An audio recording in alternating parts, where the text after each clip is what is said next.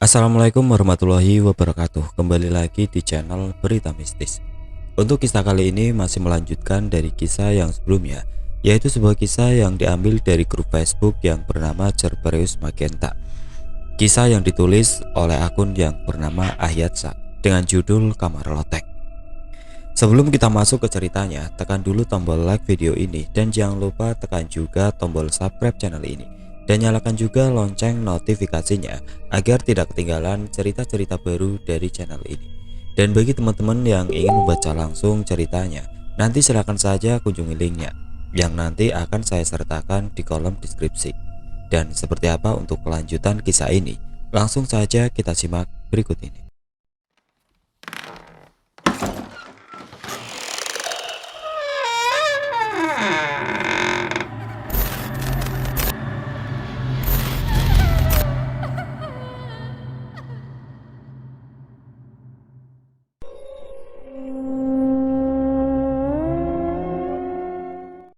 Hari ini aku tidak masuk kerja, tubuhku menggigil, demam.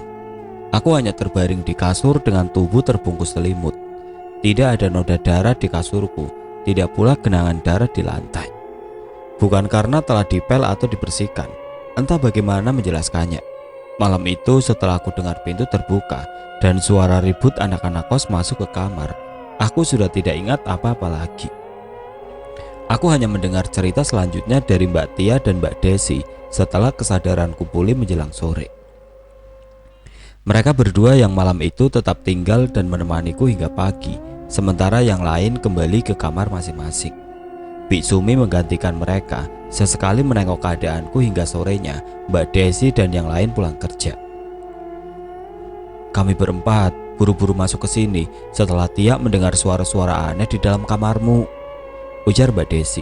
Sore itu mereka berempat berkumpul di kamarku. Untung aja pintu kamarmu tidak terkunci. Pintu memang sengaja tidak aku kunci atas saran Mbak Tia, berjaga-jaga kalau ada hal-hal yang tidak diinginkan terjadi, seperti kasus-kasus penghuni kamar sebelumnya. Faktanya, hal mengerikan di dalam kamar benar-benar terjadi padaku. Iya, aku mendengar seperti suara orang tercekik, Mbak Tia menimpali. Khawatir ada apa-apa denganmu, aku langsung kabari anak-anak.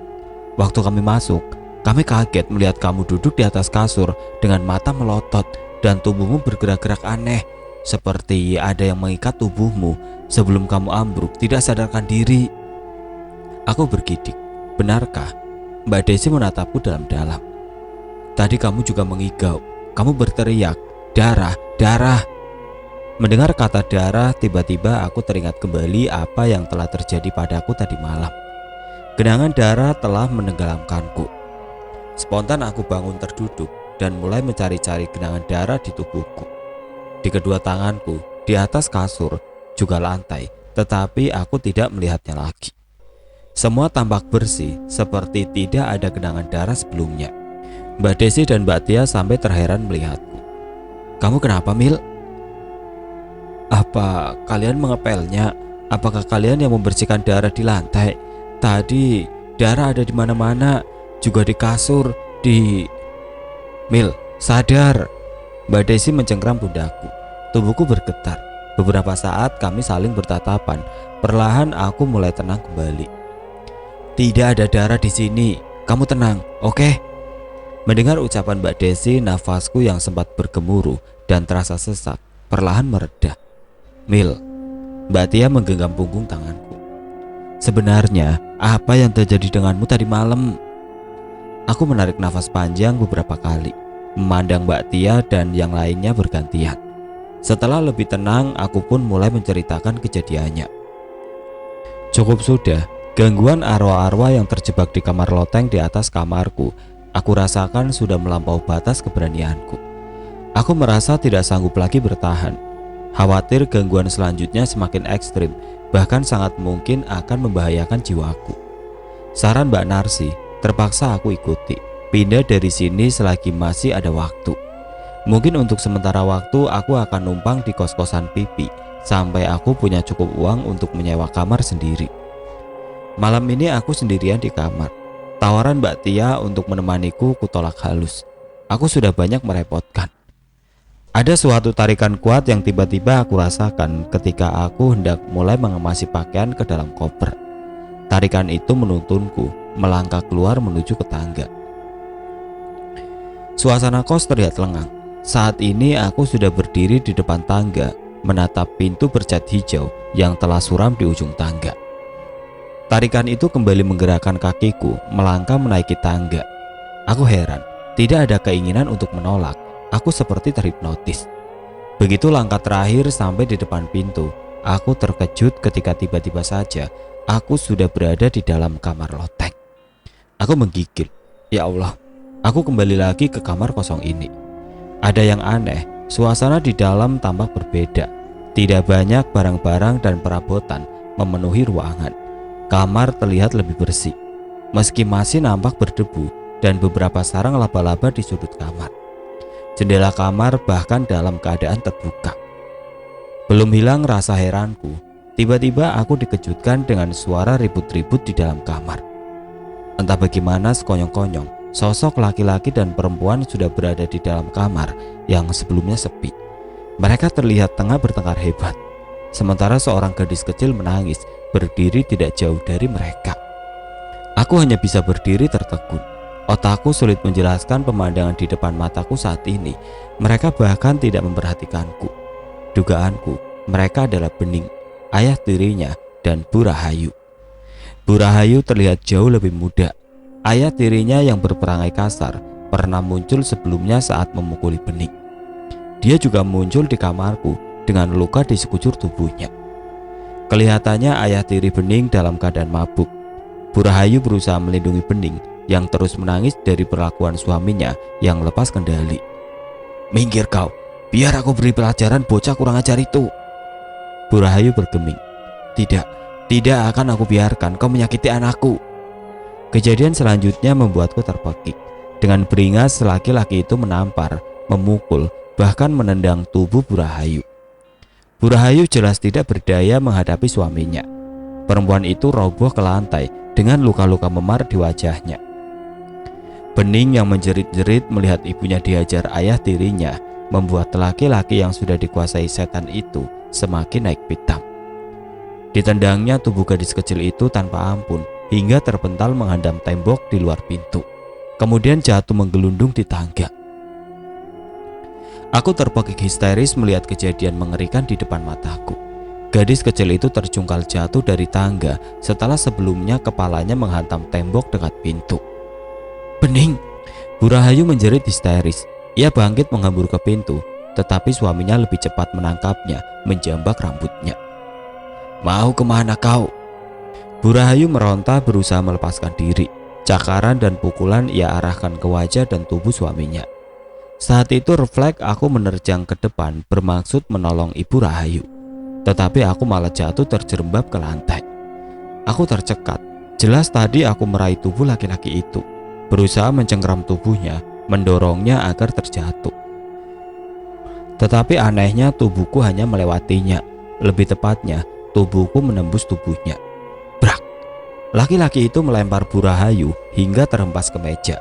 Aku yang masih bingung dengan apa yang baru saja kualami, hanya bisa terduduk di lantai tanpa mampu berbuat apapun. "Perempuan sialan!" sungut laki-laki itu sambil mengusap luka cakaran di pipinya.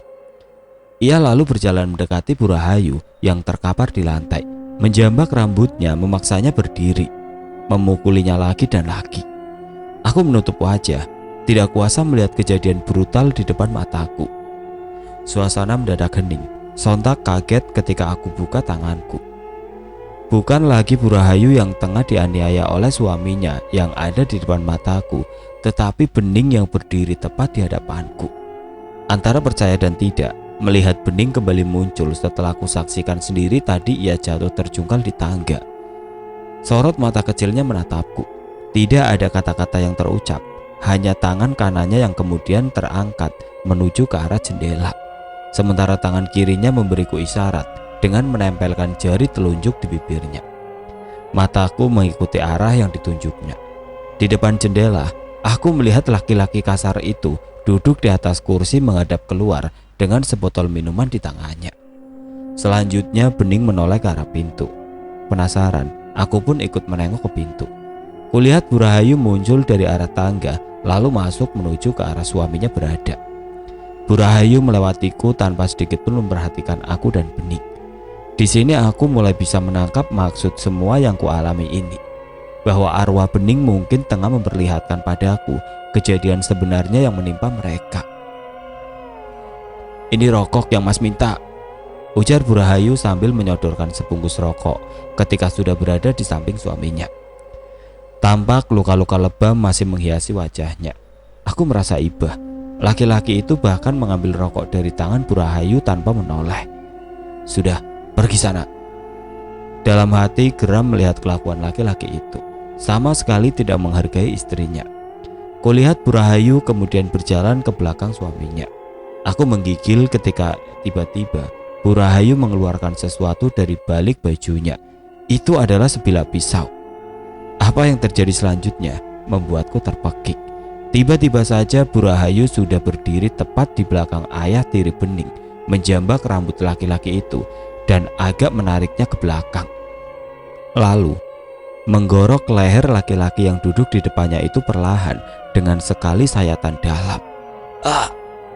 Laki-laki itu bangkit berdiri dan berbalik sambil memegangi luka di lehernya. Botol dalam genggamannya terlepas jatuh, tidak sampai pecah, tetapi menumpahkan isinya di lantai kayu. Darah mengucur deras di sela-sela jari yang menutupi lehernya. Raut wajahnya tampak sangat kaget ketika menyadari bahwa Bu Rahayu yang melakukannya. "Kek!" Laki-laki itu melotot tajam. Terlihat ingin meluapkan sumpah serapah, tetapi tidak ada satupun kata-kata yang mampu terucap. Dengan pisau berlumuran darah masih dalam genggaman tangannya, Bu Rahayu berdiri menatap suaminya. Sorot matanya menampakkan kebencian. Laki-laki itu bergerak maju, bermaksud merebut pisau. Tetapi Bu Rahayu bergerak cepat. Ia menusukkan pisau ke perut suaminya. Aku kembali terpekik melihat darah yang menyembur deras dari luka di perut suami Bu Rahayu. Laki-laki itu terhuyung mundur ke arah pintu. Bu Rahayu yang sudah dikuasai amarah dan dendam tampaknya tidak ingin menyia-nyiakan kesempatan. Ia berteriak menerjang ke arah suaminya yang sudah berada di ambang pintu. Bak kesetanan, Bu Rahayu bertubi-tubi mengucamkan pisau yang ada dalam genggamannya ke tubuh suaminya. Darah berceceran di mana-mana. Sungguh itu adalah kejadian paling mengerikan yang pernah aku lihat. Tubuhku gemetar, jeritan bahkan tidak mampu lagi keluar dari mulutku. Tubuh laki-laki itu akhirnya tumbang, jatuh terjungkal di tangga. Di saat yang hampir bersamaan, tiba-tiba ada yang mencengkram tanganku. Aku terkejut melihat Mbak Narsi sudah ada di sampingku. Tanpa terucap apapun, perempuan berkacamata itu langsung menarik tanganku menuruni tangga. Aku yang masih heran dengan kemunculannya yang tiba-tiba hanya mengikutinya turun. Meskipun sudah menduganya, toh tetap saja aku terkejut ketika sampai di bawah tidak aku jumpai tubuh suami Bu Rahayu di lantai. Otakku masih beranggapan seharusnya laki-laki tadi terkapar di bawah tangga, bahwa seharusnya ada banyak ceceran darah di tangga dan di lantai. "Minumlah dulu." Aku meneguk habis air hangat yang diberikan Mbak Narsi. Tubuhku masih menggigil. Kejadian yang baru saja kualami di kamar loteng bagiku sangat mengerikan, sekaligus sulit kupahami. Nampaknya Mbak Narsi tahu ada yang bergejolak di otakku. "Kamu tenangkan pikiran dulu." Tubuhku masih terasa gemetar. Beberapa kali menghela nafas panjang, mencoba menenangkan pikiran. Saat ini aku berada di dalam kamar yang asing. Aku menduga ini adalah kamar Mbak Narsi. Lampu yang temaram dan aroma dupa masih kuingat. Aku duduk di atas karpet di samping dipan. Mataku menjelajahi setiap sudut kamarnya. Tidak ada yang aneh. Sama seperti kamar-kamar yang lain, hanya meja kecil di salah satu sudut kamar dengan dupa terbakar dalam wadah tanah liat di atasnya yang menurutku terlihat agak ganjil. "Tidak usah takut, itu hanya dupa, kebiasaan keluarga turun-temurun." Aku merasa kikuk, tidak menduga Mbak Narsi memperhatikanku. Setelah melihat aku mulai tenang, Mbak Narsi mulai berbicara. "Kulihat, kamu tadi berdiri mematung di depan pintu kamar loteng." "Apa?" Aku kaget mendengarnya. "Maksud Mbak Narsi, aku tidak mungkin. Aku tadi..." "Aku tahu." Mbak Narsi memperhatikan aku yang tampak kebingungan. Pikiranmu tadi masuk ke dimensi mereka, tetapi ragamu tertahan di depan pintu. Lagi-lagi aku terkejut. Benarkah aku hanya berdiri saja di depan pintu kamar loteng? Bagaimana Mbak Narsi bisa tahu apa yang telah terjadi denganku?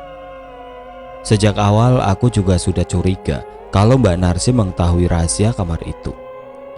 Berbeda dengan yang aku alami, aku bisa merasakan kehadiran mereka. Melihatku mengernyitkan dahi, Mbak Narsi melanjutkan. Bakat turun-temurun dari keluargaku.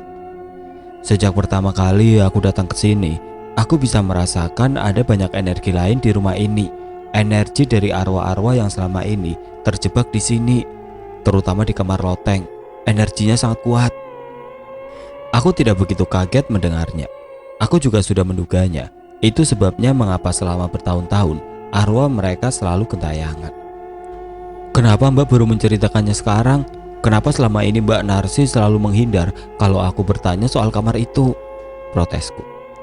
Aku sudah memperingatkanmu sejak awal agar segera pindah, tetapi kamu tidak mau mendengarkan. Aku terdiam. Aku tidak bisa pindah karena kondisi keuanganku. Tetapi semua ini sudah terjadi. Nasi sudah menjadi bubur. Malam itu, aku melihat Mbak Narsi naik. Apa yang Mbak Narsi lakukan di kamar itu? Mbak Narsi nampak terkejut. Bukan apa-apa. Aku hanya meletakkan dupa di depan pintu untuk menenangkan mereka. Benarkah aku tidak melihat ada dupa di depan pintu kamar ketika aku naik? Aku curiga apa yang sebenarnya perempuan itu sembunyikan. Kau tidak perlu mengetahui semua yang terjadi di sini. Semakin sedikit yang kau ketahui, itu lebih baik bagimu. Lagi-lagi Mbak Narsi seperti bisa membaca pikiranku. Tetapi aku tidak paham maksud dari kata-katanya. Belum sempat aku bertanya, Mbak Narsi sudah melanjutkan. Dan demi keselamatanmu, sebaiknya secepatnya kau pindah dari sini. Aku tahu, gangguan mereka kurasakan juga semakin ekstrim. Mereka seperti mengincarku. Tetapi benarkah semakin sedikit yang aku ketahui akan lebih baik bagiku? Itu jelas bertolak belakang dengan rasa penasaranku. Sudah sejauh ini, kepalang basah, aku ingin mengetahui lebih dalam. Mbak, kenapa arwah Bening masih bertahan di kamar loteng? Bagaimana dengan ayah kandungnya? Aku juga melihatnya. Kenapa arwahnya juga terjebak di kamar itu? Mbak Narsi menempelkan telunjuk di bibirnya. Pelankan suaramu, mereka bisa mendengarnya. Seketika nafasku tertahan. Kau rupanya sudah tahu siapa gadis kecil itu dan kejadian tragis yang dialami keluarga mereka. Aku mengangguk. Iya, Bu Rahayu sendiri yang menceritakannya padaku. Juga kejadian yang aku lihat sendiri di kamar loteng. Aku bergidik membayangkan peristiwa mengerikan yang menimpa mereka. Aku ceritakan kejadiannya secara singkat. Mbak Narsi terlihat manggut-manggut. Yang jelas, mereka mati secara tidak wajar. Bisa jadi itu yang menyebabkan arwah mereka tertahan di sini. Bisa aku terima alasan itu. Tetapi kenapa di kamar loteng? Bukankah Bening dan ayahnya tidak meninggal di kamar itu? Dugaanku, semua karena berawal dari kamar itu. Atau mereka ada urusan lain. Aku tidak tahu. Apakah mereka akan mencelakaiku? Bukan Bening atau ayahnya yang perlu kau khawatirkan, tetapi arwah ayah tiri Bening yang harus kau waspadai. Aku teringat kembali bagaimana laki-laki pemabuk itu memperlakukan Bening dan ibunya. Bisa aku rasakan, arwah laki-laki itu penuh dendam kesumat. Dia bisa mencelakai Bu Rahayu, bahkan dia bisa mencelakaimu. Aku menggigil mendengarnya. Kenapa aku? Apakah karena aku tinggal di kamar di bawahnya sehingga hanya aku yang diincarnya? Mungkin. Mbak Narsi mengangguk pelan. Kau tahu, anak-anak yang dulu tinggal di kamar yang kau tempati sekarang, tidak semuanya pergi. Keningku berkerut, tidak paham apa maksud ucapan Mbak Narsi. Beberapa anak hilang dan tidak pernah terdengar lagi kabarnya sampai sekarang. Hilang? Maksud Mbak Narsi? Aku masih gagal paham. Beberapa dari mereka tidak pernah meninggalkan tempat ini. Aku merasakan energi mereka di sekitar sini. Ada 3 yang tertinggal. Sontak tubuhku merinding. Tiba-tiba aku teringat penampakan saat aku tengah menjemur pakaian. Sosok 3 pasang kaki perempuan tanpa tubuh, tanpa kepala. Apakah mereka diculik atau dibunuh oleh arwah ayah tiri bening? Suaraku bergetar. Mbak Narsi hanya mengangkat pundak. Ekspresi wajahnya membuatku sangat khawatir akan keselamatanku. Beberapa orang tua pernah datang menanyakan keberadaan anak mereka yang tidak ada kabar dan tidak bisa dihubungi. Tetapi Bu Rahayu selalu menjawab, mereka pergi tanpa pamit. Aneh juga, kenapa Bu Rahayu tidak mengatakan yang sebenarnya? Apakah memang dia tidak tahu? Atau mungkin dia terpaksa berbohong untuk menjaga nama baik tempat kosnya? Tidak aman tinggal di kamar yang kamu tempati sekarang, karena kamarmu masih satu bangunan dengan kamar loteng. Energinya sangat kuat. Sebaiknya kau segera pindah selagi ada kesempatan. Mbak Narsi kembali mengingatkan. Ya, aku memang sudah berencana untuk pindah. Aku bahkan sudah mengemasi baju, andai saja peristiwa tadi tidak terjadi. Tiba-tiba ada yang terlintas di pikiranku. Mbak, kenapa Bu Rahayu sejauh ini bisa bertahan? Entahlah, mungkin karena ada arwah bening dan ayahnya, atau mungkin memang belum tiba waktunya dendam kesumat laki-laki itu terbalaskan. Ya Allah, aku tidak bisa membayangkan apa yang akan terjadi dengan Bu Rahayu. Ada rasa takut dan iba jika sesuatu yang buruk menimpanya. Kita harus memperingatkan Bu Rahayu, Mbak. Kita tidak boleh tinggal diam. Mbak Narsi menghela nafas, keningnya berkerut, bola matanya bergerak-gerak seperti ada yang dirasa mengganggunya. Dulu sudah pernah aku peringatkan, tetapi dia malah menganggap aku sengaja mengorek kembali luka lama. Aku jadi serba salah waktu itu. Kami berdua terdiam. Suasana seketika hening. Beberapa saat kemudian sayup-sayup terdengar kumandang adzan subuh dari kampung sebelah. Aku pun pamit untuk sholat subuh.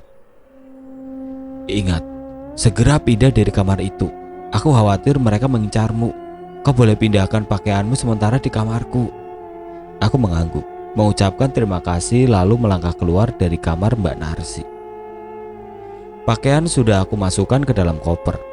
Beruntung pakaian dan barangku tidak terlalu banyak. Hanya 2 koper saja, semua sudah terpacking. Merasa lelah, aku merebahkan tubuh sejenak di atas kasur. Kupejamkan mata untuk sekedar mengusir penat. Semalam aku benar-benar tidak tidur, dan saat ini rasa kantuk yang tiba-tiba datang mulai menyergapku. Aku tidak boleh tidur saat ini, harus segera memindahkan koperku untuk sementara waktu ke tempat Mbak Narsi. Tadi sebelum berangkat kerja, Mbak Narsi sempat memberitahuku bahwa kunci kamarnya ia taruh di ventilasi di atas pintu jika sewaktu-waktu aku hendak memindahkan barangku ke kamarnya. Tapi entah kenapa mataku terasa sangat berat untuk dibuka kembali. Sejuknya udara pagi yang berhembus masuk melalui jendela kamarku yang setengah terbuka turut andil membuatku jatuh semakin dalam, terlelap dalam buayan mimpi. Bukan mimpi indah yang menyapaku, tapi mimpi buruk yang kembali datang. Aku memang seharusnya tidak boleh tertidur lagi di kamarku. Dik Mila mau pindah, kenapa ndak bilang ibu? Agak terkejut menyadari Bu Rahayu sudah berada di kamarku. Aku tidak mendengar dia masuk. Mungkin karena aku terlalu lelap tertidur. Di samping itu, pintu kamar memang kubiarkan terbuka. Iya Bu, maaf. Saya... Kalimatku terputus bukan karena tidak menemukan alasan yang tepat. Tetapi, mataku terbelalak ketika tiba-tiba muncul bayangan hitam dari belakang Bu Rahayu. Bayangan hitam itu perlahan berubah menjadi wujud sosok laki-laki. Aku menggigil saat menyadari bahwa sosok laki-laki itu tidak lain adalah arwah ayah tiri bening. Arwah laki-laki itu muncul lagi di kamarku. Masih seperti penampakan sebelumnya, wajahnya sangat pucat dan darah mengucur dari luka menganga di lehernya dan di sekujur tubuhnya. Yang membuatku bergidik, sosok gaib itu tersenyum ganjil dan menatapku. Tubuhku gemetar, jantungku berdegup sangat cepat ketika aku lihat tangan sosok mengerikan itu menari-nari di sekitar wajah dan leher Bu Rahayu. Aku merasa sosok arwah penasaran itu seperti sengaja ingin menunjukkan padaku bahwa ia bisa kapan saja mencelakai perempuan di depannya, melampiaskan dendamnya. Aku ingin berteriak memperingatkan Bu Rahayu, tetapi suaraku tersangkut di kerongkongan. Tubuhku pun terasa kaku, sulit untuk digerakkan. Dek Mila kenapa? Bu Rahayu sepertinya tidak menyadari bahaya mengerikan saat ini mengancam nyawanya. Kejadian selanjutnya berlangsung cepat. Kedua tangan sosok arwah laki-laki itu mencengkram kepala Bu Rahayu dan menarik lepas kepala itu dari tubuhnya. Darah seketika menyembur deras di leher yang terpenggal. Aku menjerit histeris melihat kejadian mengerikan di depan mataku, tetapi jeritanku tidak pernah keluar dari mulut yang terbuka. Hanya bola mataku yang nanar tidak berkedip. Aku tersentak bangun dari mimpi buruk yang mengerikan. Keringat dingin sampai membasahi punggungku. Kamar ini hampir membuatku gila. Arwah laki-laki penuh dendam kesumat itu terus menerorku. Pesannya kini semakin jelas. Sudah hampir tiba waktunya ia melampiaskan dendamnya kepada orang yang telah membunuhnya. Hanya soal waktu. Tetapi perasaanku kuat mengatakan waktunya sudah sangat dekat. Mungkin hari ini, mungkin malam ini. Sedikit gamang antara harus segera angkat kaki dari sini atau menyelamatkan Bu Rahayu. Bukan pilihan yang sulit sebenarnya. Jelas keselamatanku menjadi prioritas, tetapi aku tidak tegaan, membuat situasinya menjadi lebih sulit. Teringat kembali pesan Mbak Narsi tadi di depan pintu kamarku ketika dia hendak berangkat kerja. Kau harus segera pergi dari sini, tidak perlu menunggu Bu Rahayu, biar aku nanti yang pamitkan. Perasaanku tidak enak, aku khawatir sesuatu yang buruk akan terjadi. Aku hanya mengiyakan waktu itu, tetapi rasanya tidak enak juga kalau pergi tanpa pamit. Apalagi Bu Rahayu juga selama ini baik pada aku. Kupikir sekalian saja pamit sekaligus mengingatkan beliau tentang ancaman bahaya dari arwah suaminya. Urusan dia percaya atau tidak itu belakangan. Hanya saja aku tidak tahu apa yang sebaiknya dilakukan Bu Rahayu agar terhindar dari ancaman arwah suaminya. Menyuruhnya pergi jelas tidak mungkin. Atau sebaliknya, ia bisa mengungsi untuk sementara waktu di rumah Fitri. Rencana yang terlihat simpel, kadang juga membutuhkan kesabaran. Siang ini Bu Rahayu tidak berada di rumah, pergi sejak pagi. Kata Bik Sumi, sekitar sore ibu baru pulang. Tidak ada lagi yang aku lakukan. Kamar sudah kubereskan dan koper juga sudah kupindahkan ke kamar Mbak Narsi. Aku hanya duduk di dalam kamar menunggu. Tidak berani rebahan agar tidak ketiduran. Sudah cukup mimpi buruk itu bagiku. Waktu terasa lama berlalu, bukan hanya membosankan. Saat ini menunggu Bu Rahayu pulang juga membuat perasaanku tegang dan gelisah. Aku hanya berharap semoga semuanya belum terlambat. Assalamualaikum, Ibu. Tidak ada sautan. Rumah terlihat sepi. Suasana di dalam rumah tampak redup karena lampu belum ada satupun yang dinyalakan. Tadi Bik Sumi sebelum pergi ke warung sudah bilang kalau ibu sudah datang. Langsung masuk saja, Mbak. Ibu sudah menunggu di dalam. Tetapi aku tetap tidak melihat perempuan paruh baya itu meskipun aku sudah masuk sampai ruang tengah. Bu Rahayu, ini saya Kamila. Masih sama, sunyi. Tidak ada suara Bu Rahayu menyahut. Mungkin dia sedang berada di kamar mandi. Sebaiknya aku tunggu saja. Tetapi sudah seperempat jam tetap tidak ada tanda-tanda Bu Rahayu keluar. Bahkan aku tidak mendengar bunyi air di kamar mandi yang terletak di sudut ruang tengah. Di mana dia? Kata Bik Sumi tadi, ibu sudah menungguku. Artinya Bik Sumi sudah menyampaikan pesan kalau aku ingin menemuinya sore ini. Tiba-tiba aku seperti mendengar benda jatuh di dalam kamar. Mungkin dia menungguku di kamar. Assalamualaikum, Bu. Salamku sambil mengetuk pintu kamarnya. Heran, Bu Rahayu tidak menjawab salamku. Bahkan suasana di balik pintu mendadak sunyi, tidak terdengar bunyi atau suara apapun. Aneh. Baru saja tadi aku mendengar bunyi benda jatuh di dalam kamar. Apa mungkin dia kurang jelas mendengar ketukan dan suaraku? Kembali ku ketuk pintunya. Bu Rahayu? Suara agak kukeraskan agar terdengar dari dalam kamar. Tetapi lagi-lagi hanya keheningan yang menyapa. Mau apa kau kesini lagi? Aku terperajat ketika tiba-tiba Bu Rahayu sudah berdiri di belakangku. Ibu? Aku tidak bisa menyembunyikan keterkejutanku.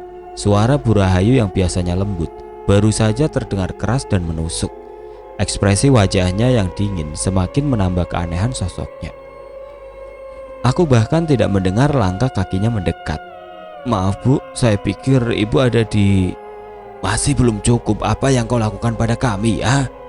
Wajah Bu Rahayu memerah, matanya menatapku tajam. Ibu, apa maksud ibu?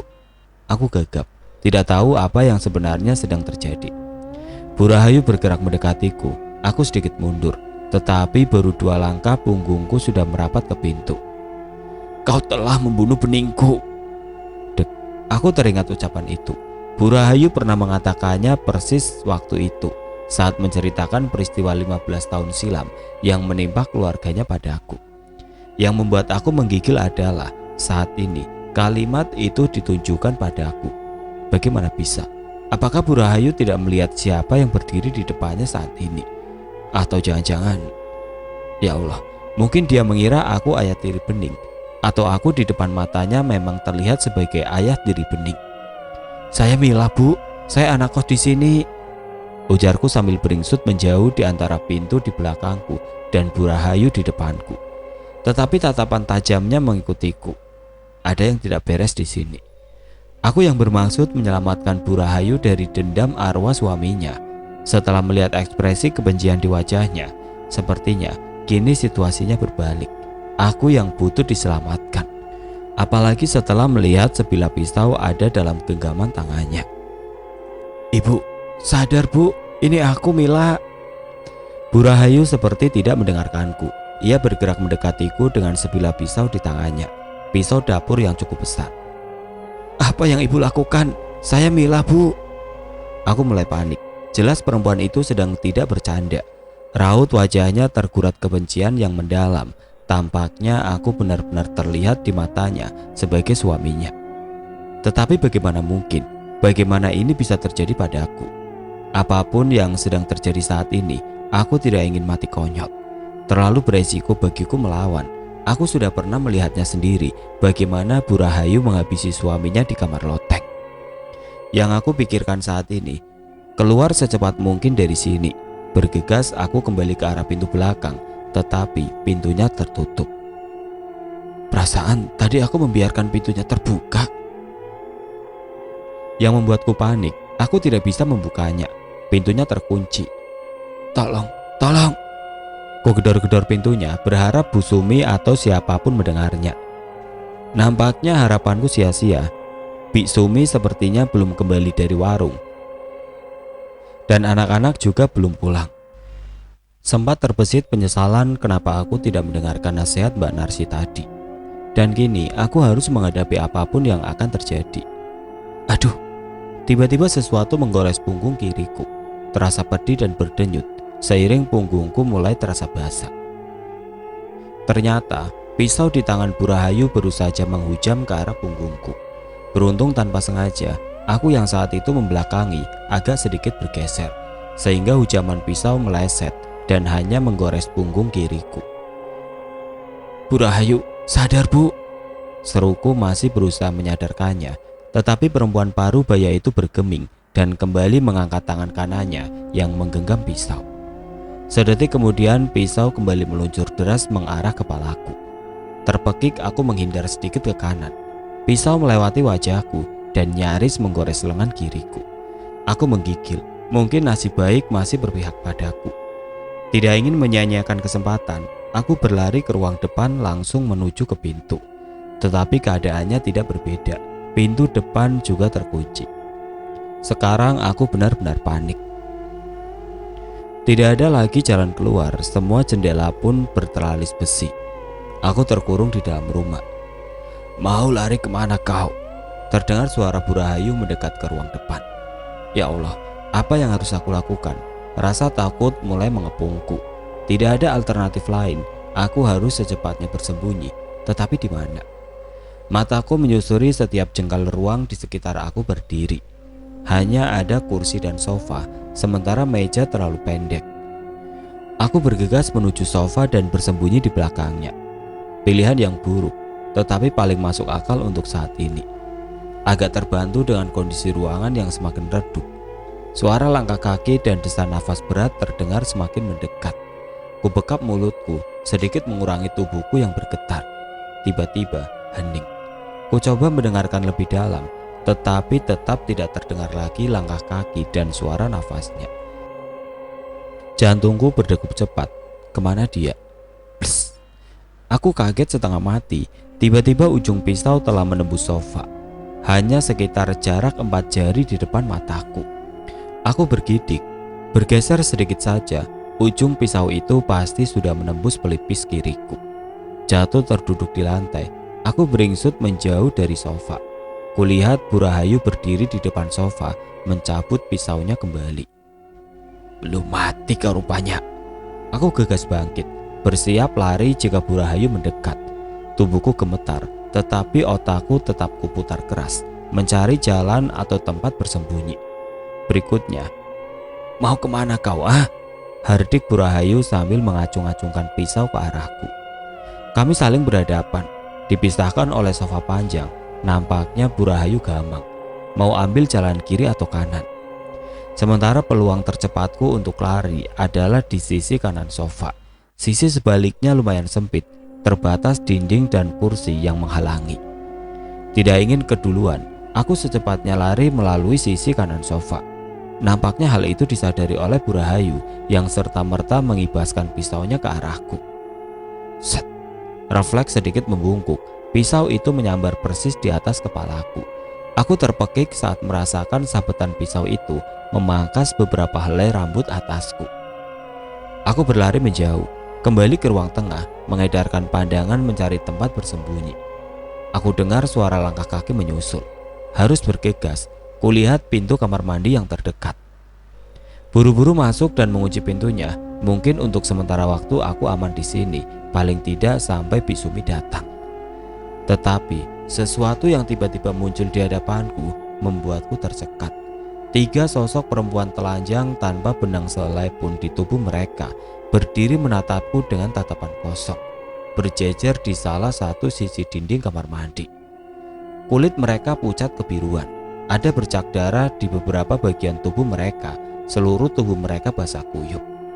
Yang membuatku bergidik adalah salah satu sosok yang kebetulan berdiri membelakangi cermin yang tergantung di dinding. Tidak nampak pantulan kepalanya. Aku merinding seketika. Mereka pasti arwah ketiga penghuni kos yang hilang, seperti yang diceritakan oleh Mbak Narsi. Akankah aku akan menjadi korban yang keempat? Ya Allah, apa yang telah terjadi dengan kalian? Aku memberanikan diri bertanya, meski lututku terasa goyah dan hampir jatuh. Tidak ada jawaban. Mereka bertiga tetap membisu dengan tatapan mata masih tertuju padaku.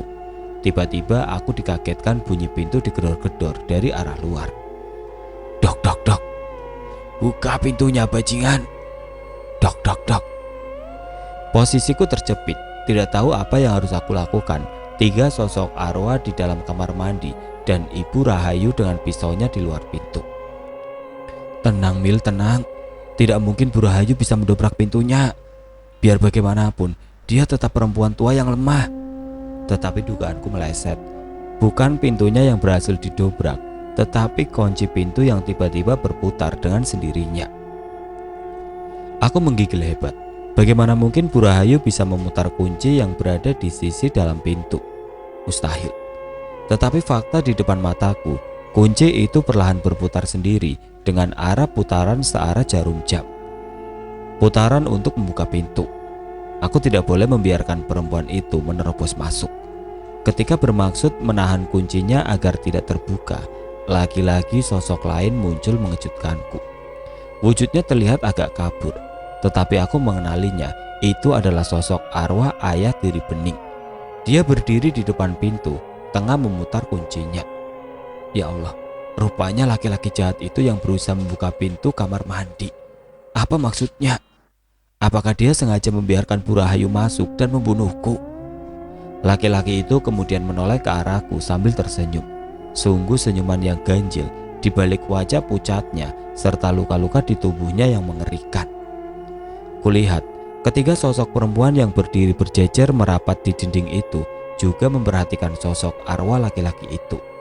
Tetapi seperti sebelumnya, mereka hanya diam mematung. Kemudian pandangan mereka serentak beralih kembali padaku. Aku tidak ingin pasrah, tetapi saat ini aku benar-benar putus asa. Salah satu sosok yang berdiri paling kiri tiba-tiba mengangkat tangannya menunjuk sesuatu. Tanpa mengalihkan tatapannya padaku, kuikuti arah yang dia tunjukkan. Sebuah jendela. Kenapa aku tidak menyadarinya dari tadi? Mungkin karena panik membuat otakku tidak bisa berpikir jernih. Jendela itu terhitung kecil dan letaknya agak di atas. Aku tidak tahu apakah tubuhku bisa melaluinya, tetapi itu adalah peluang satu-satunya saat ini. Tidak ada salahnya dicoba. Cepat, pergilah. Suara itu terdengar di telingaku. Meski tidak kulihat ada gerakan bibir dari ketiga sosok perempuan itu. Aku bergegas memanjat bak mandi, naik ke jendela, agak kesulitan menjangkau jendela karena jaraknya yang agak jauh, hingga kakiku terpeleset. Beruntung tanganku sudah meraih kusennya hingga tidak sampai tubuhku jatuh terjerembab. Di saat yang sama, pintu kamar mandi terbuka. Tidak ada waktu lagi. Dengan susah payah aku merayap naik sampai tubuhku sebagian berhasil keluar dari jendela yang sempit. Tetapi sebagian lain tubuhku susah melewatinya. Dengan sekuat tenaga ku dorong tubuh agar bisa lolos dari jendela. Tetapi jendela terasa sempit. Nampaknya pinggulku tersangkut di jendela. Mau kemana kau? Terdengar teriakan Bu Rahayu disusul suara kaki mendekat. Aku panik, mendorong lagi tubuhku agar tenaga maksimal, hingga sedikit demi sedikit pinggulku mulai masuk. Tang! Terdengar bunyi pisau beradu dengan keramik dinding. Aku menggigil menyadari Bu Rahayu telah ada di belakangku dan mengincar kakiku. Mungkin karena kakiku yang terus bergerak menendang-nendang berusaha meloloskan pinggulku dari jendela, membuat sabetan pisaunya sulit mengenai kakiku.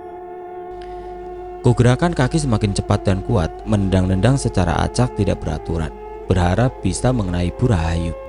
Benar saja, tendanganku akhirnya mengenai tangan Bu Rahayu yang menggenggam pisau, hingga benda tajam itu terlempar jatuh berdenting di lantai. Kesempatan ini tidak aku sia-siakan. Sekuat tenaga aku kembali berusaha mendorong tubuhku agar bisa keluar dari jendela. Tetapi tiba-tiba ada yang mencengkeram kakiku dan menariknya kembali masuk ke kamar mandi. Tolong, tolong. Kakiku tidak berhenti menendang, berusaha melepaskan diri dari cengkeraman di pergelangan kakiku. Anehnya, cengkeraman tangan perempuan itu terasa sangat kuat. Benarkah Bu Rahayu yang mencengkeram kakiku? Sebelum tubuhku benar-benar tertarik masuk kembali ke dalam, sempat aku lihat Mbak Narsi datang dari arah pintu samping dan berlari mendekat. Mila. Aku dengar teriakan Mbak Narsi dari luar jendela, tetapi aku tidak berkutik. Saat ini tubuhku tergeletak di lantai kamar mandi. Tanganku memar dan terasa pedih karena terjatuh dari jendela. Bahu kiriku berdenyut lagi. Darah masih terasa menetes membasahi punggungku. Entah seberapa parah lukanya, aku hanya berusaha untuk tidak merasakannya. Tidak kulihat lagi arwah suami Bu Rahayu dan arwah ketiga perempuan di dalam kamar mandi. Tetapi ada yang membuatku lebih ngeri. Bu Rahayu kembali memungut pisau yang tergeletak di lantai. Perempuan paruh baya itu benar-benar lepas kendali. Aku pikir dia pasti berada dalam pengaruh arwah suaminya. Menyadari bahwa mengancam nyawaku, bergegas aku bangkit, agak terseok berlari menuju ke pintu. Jangan lari kau. Aduh. Lagi-lagi aku jatuh terjerembab. Kakiku tersandung lantai ruang tengah yang lebih tinggi beberapa senti dari lantai kamar mandi. Karena terburu-buru serta kondisi ruangan yang semakin gelap membuat mataku tidak menyadarinya. Aku dengar teriakan Bu Rahayu menerjang ke arahku. Seketika aku membalikan badan, terkesiap menyadari bahwa benda tajam mengerikan itu sudah sangat dekat dengan wajahku. Refleks kedua tanganku menangkap pergelangan kedua tangan Bu Rahayu yang menggenggam pisau berusaha menusukku. Kami saling beradu kekuatan. Posisi Bu Rahayu yang berada di atasku jelas lebih menguntungkannya. Aku pun semakin terdesak. Mampus kau, laki-laki biadab. Aku bergidik melihat raut wajah beringas penuh kebencian di atas wajahku. Hampir aku tidak mengenalinya. Jantungku berdegup cepat saat ujung pisau mulai menggores pipiku. Panas dan pedih serasa membakar pipiku yang mulai basah. Tetapi panik lebih menguasaiku saat ini. Tubuhku bergetar. Akankah nyawaku hanya sampai di sini?